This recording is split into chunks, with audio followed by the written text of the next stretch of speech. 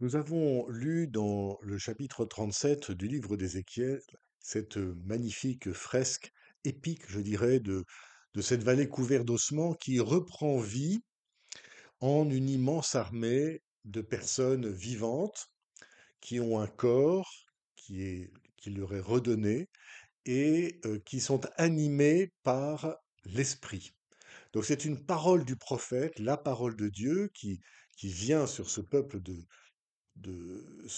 desséché, ce peuple de morts, et qui les fait revivre pour en faire un peuple debout, une immense armée, animée par le don de l'Esprit Saint qui a soufflé sur eux.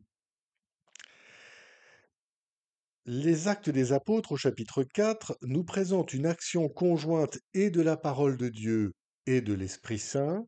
d'une manière évidemment beaucoup moins épique, beaucoup plus précise, qui nous rejoint, je pense, bien davantage et qui est très précise. Nous voyons là se dessiner quasiment une méthode de vie apostolique dans la mission. Devant l'épreuve, les apôtres rentrent auprès de la communauté et ils racontent ce qui leur est arrivé et la communauté écoute. Écoute ce que les apôtres, les disciples leur rapportent de leur vie chrétienne, de leur mission. C'est la première étape, la communauté, l'écoute mutuelle. Et puis la deuxième étape, c'est de plonger dans les Écritures, dans l'Ancien Testament. Ils y découvrent que Israël est en butte à différentes oppositions et que ces oppositions annoncent celle que vivra le Christ, le Messie, et dont il sera vainqueur par sa passion et sa résurrection. Et ils disent, eh bien, à notre tour, nous aussi, nous vivons ces oppositions, ces difficultés, comme dans l'Ancien Testament, comme l'Israël, dont la vie, dont la mission a été pleinement accomplie en Jésus. Et nous aussi, nous vivons de cette vie de Jésus aujourd'hui,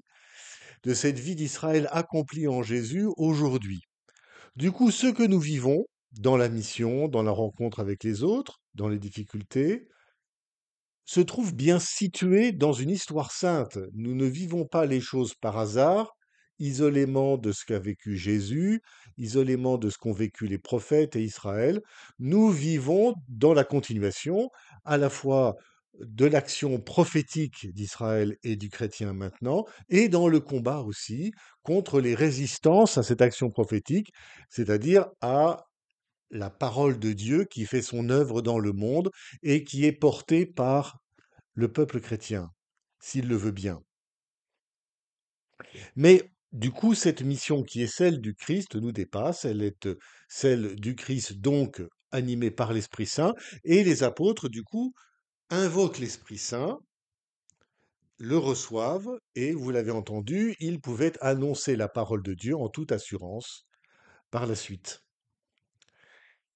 Nous avons donc bien là un combat qui met en désarroi les apôtres d'une certaine manière, plus exactement leur manifeste que cette mission, ce n'est pas la leur, c'est celle du Christ et de l'Esprit Saint, qui du coup est fidèle au rendez-vous et à leur demande leur donne et l'Esprit Saint et la parole de Dieu qu'ils ont pu travailler, discuter entre eux, et l'un et l'autre leur donne la force de poursuivre cette mission qui est celle du Christ au milieu du monde, d'annoncer la parole. C'est bien ce que reprend Benoît XVI, le pape Benoît XVI, dans son encyclique Verbum Domini. Il se fait le successeur du Concile Vatican II auquel il a participé, et il rapporte fort opportunément que le Concile lui-même, les 2600 évêques, prêtres et laïcs qui sont là, font la même chose que les disciples quand ils rentrent chez eux et qu'ils échangent entre eux, discutent entre eux de ce qui leur est arrivé, lisent la parole de Dieu et invoquent l'Esprit Saint. Ils disent, de même que l'Église primitive faisait cela, nous aussi nous le faisons. Nous nous mettons à l'écoute de la parole de Dieu, nous invoquons l'Esprit Saint, c'est ce qu'ils faisaient tous les matins au début de leur session de travail, et l'Évangile était ouvert sur un trône au milieu de la aula conciliaire, au milieu de l'assemblée conciliaire.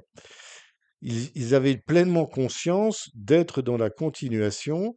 de ce que vivaient les apôtres, tel que c'était rapporté dans Acte 4 et par ailleurs dans les Écritures. Et le pape Benoît XVI, donc, dit que, eh bien, ce que le concile vit de manière un peu concentrée au nom de toute l'Église, eh bien, toute l'Église répartie dans les paroisses de par le monde, répartie par les familles, etc., les communautés chrétiennes, euh, vivent cela, en tout cas sont appelés à le vivre. À vivre quoi? Eh bien, c'est-à-dire à vivre un partage fraternel de notre vie chrétienne, à rapporter aux frères ce que nous vivons dans notre vie chrétienne, à lire les Écritures ensemble pour mieux comprendre ce qui nous arrive et mieux situer ce qui nous arrive dans une histoire sainte, dans une histoire portée par Israël et par le Christ, et ensemble à invoquer l'Esprit Saint pour avoir la force de continuer à être chrétien dans nos vies concrètes, au travail, dans la vie de famille, dans la société, dans la ville. Ainsi, Benoît XVI nous rappelle que nous sommes un peuple qui est en dialogue permanent avec Dieu par l'intermédiaire de la parole de Dieu, donc ce qui implique notre oreille, notre écoute, notre intelligence. Une parole, on l'écoute, on la comprend, on la réfléchit, on y répond. C'est ce que donc Benoît XVI nous invite à faire à la suite des apôtres, et ainsi de devenir une Église qui trouve la force de dire la parole de Dieu. Alors dire la parole de Dieu, ça ne veut pas dire forcément se planter sur les Champs-Élysées pour dire Dieu est présent parmi vous, encore que j'ai connu un prêtre, maintenant évêque, qui le faisait, mais il s'agit de pouvoir servir la parole de Dieu, l'offrir à l'écoute, à l'intelligence de nos frères que l'on côtoie tous les jours, devant la machine à café de l'entreprise, au contour d'une conversation, devant en famille quand un petit enfant, un petit-fils, une petite-fille vous pose une question, c'est quoi ce grand monsieur qui est sur la croix, etc., etc. Enfin, on a tous vécu cela et on ne sait pas toujours très bien quoi répondre, quoi dire. Et c'est pour pouvoir être capable de répondre sans prosélytisme, et pouvoir répondre non seulement avec l'intelligence, mais aussi avec le cœur et la foi, et ainsi créer,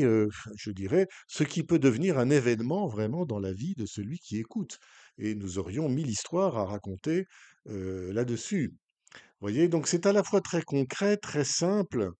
mais encore faut-il le mettre en œuvre, ce, ce poumon, je dirais, vivant, qui respire la parole de Dieu en la travaillant ensemble, en communauté, avec le don de l'esprit, et qui l'expire d'une certaine manière dans la vie quotidienne, très concrètement, très humblement, sans faire de grands ramdam, mais très concrètement et réellement.